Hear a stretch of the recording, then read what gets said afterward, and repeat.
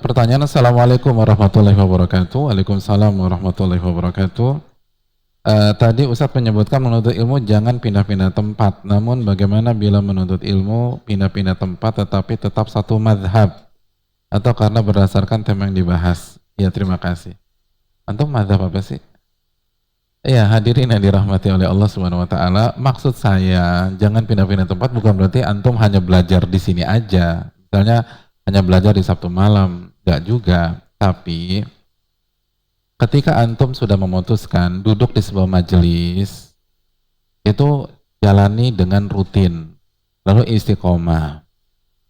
Jalani dengan rutin dan istiqomah. Jangan duduk di majelis A satu dua kali, terus pindah majelis B satu dua kali, lalu pindah lagi, pindah lagi, pindah lagi, pindah lagi.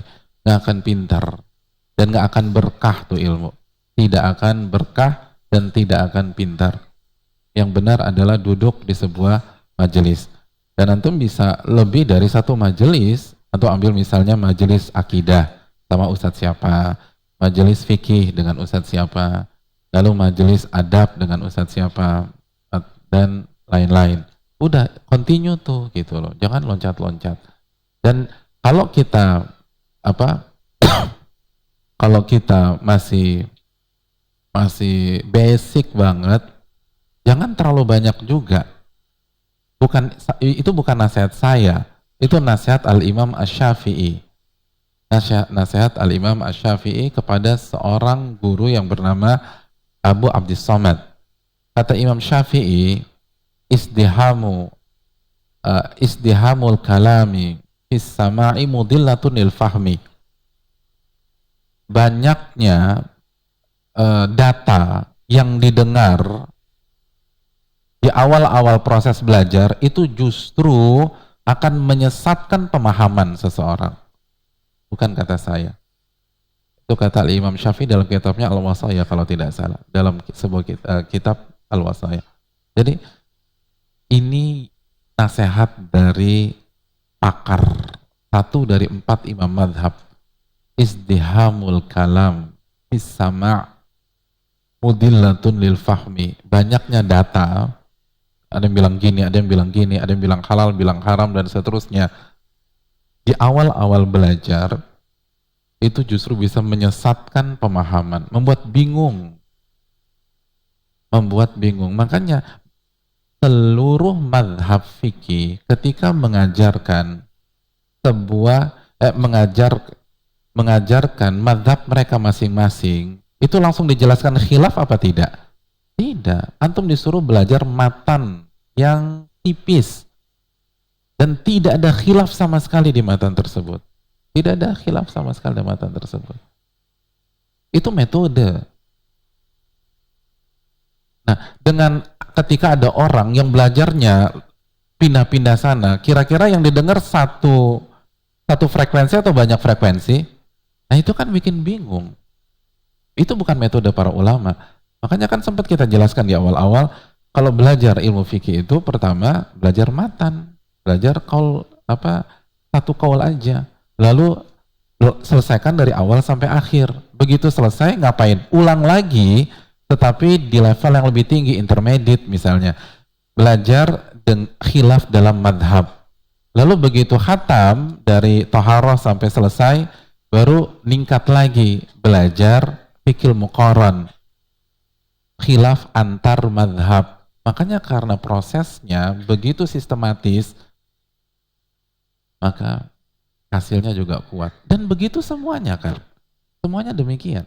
Bidang manapun demikian. Di bidang manapun, antum nggak mungkin diajarkan khilaf di awal, nggak mungkin. Dijelaskan perbedaan di awal, nggak mungkin. Belajar apalah? Belajar fisika. Siapa yang hobi fisika di sini? Ya, semuanya dari wajah-wajah antum sih fisikawan semua. Dalam ilmu fisika ada khilaf apa enggak?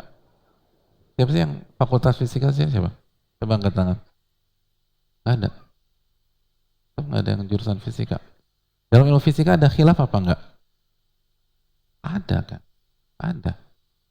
Ya simpel aja lah, teori fisikawan yang baru meninggal, Stephen Hawking. Misalnya teori dia alam semesta ini terjadi karena apa? Teori apa? Big Bang. Teori Big Bang itu khilaf apa tidak? Khilaf, khilaf. Tapi saya ingin tanya, kapan pertama kali antum belajar fisika? TK0 kecil, TK0 besar? Kalau saya apa sih? Kita kapan sih Pak belajar? Nah, era kita SMP. Antum belajar khilaf ketika fisika SMP? Gak ada khilaf di sana. Nggak diajarin khilaf. Semua satu pandangan dulu.